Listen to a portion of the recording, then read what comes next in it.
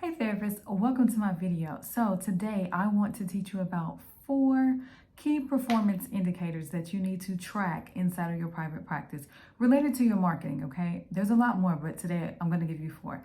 So if you're new here, let me introduce myself. I'm Cameisha Brewer Dickerson. I'm an LPC. I practice in the state of Arkansas, and I'm also a business and marketing consultant for licensed mental health therapists. I teach therapists how to set up, structure, market, and scale their solo mental health private practice in just 60 days. So I've been doing marketing for a very long time. I've been helping therapists with the marketing of their private practice, but also just understanding their numbers, and not just the numbers in the sense of how much money you're actually making, but also your numbers related to your marketing and your marketing efforts to see what's working and what's not and what changes you need to be making. So I'm going to give you tip number 1. You need to track your inquiries. How many people are calling you? Are they calling you, or are they visiting your website or one of your online directory profiles? How are they getting in contact with you? You need to know what that number is so you can see what the fluctuation is. Do you have more clients that reach out in the month of January because it's the beginning of the year? Or do you have less people reaching out in May because it's the end of the school year, the start of the summer season? You need to know approximately how many inquiries you are getting per month. That's the first metric you need to track. The second one, you need to know the referral source. Where are they coming from?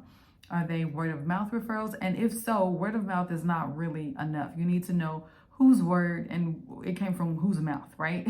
Word of mouth meaning, okay, was it someone from your job, someone that you used to work with, a past supervisor, another parent on your kid's soccer team? Like, you need to know the exact referral source so that, first of all, you can go back and say thank you if they're sending you consistent referrals, but also so you can make sure you focus your marketing efforts in that area. If you think that your referrals are coming from Psychology Today, but they're actually coming from your Instagram account, you need to know that. So every time you speak with someone, I highly recommend you ask them how they found out about your services. Number 3, from the people who sent the initial inquiry, they reached out, you found out who the referral source was.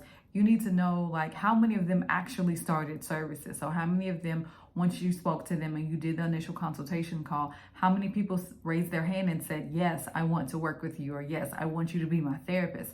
And you need to compare, like, how many people sent the inquiry compared to how many people actually started services. If you only have 5 people who reach out per month, and of the 5, only one of them are a good fit, then you need to reevaluate your marketing to make sure that you're on track, but that everything is in alignment all the way through.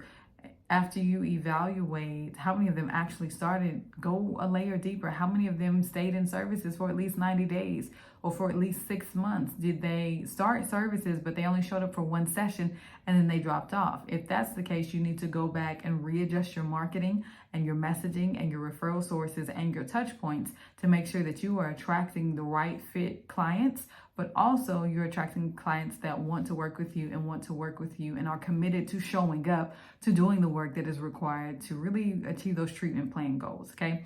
Last tip that I want to give you is you need to track the payer source.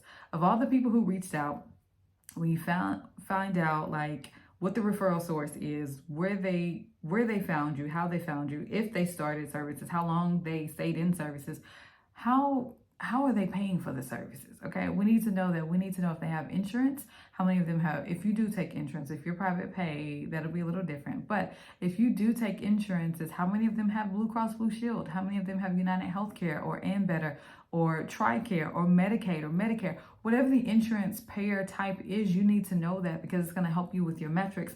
So you can know that, okay, the majority of my clients have Blue Cross Blue Shield.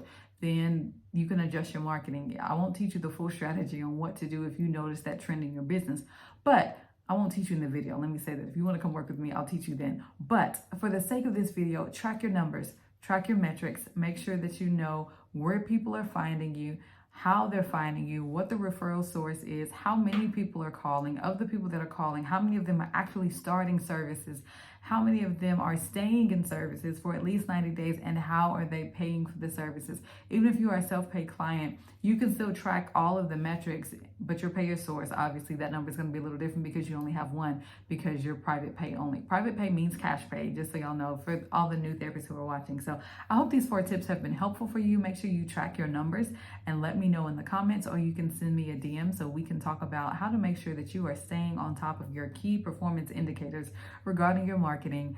And I will see you in the next video.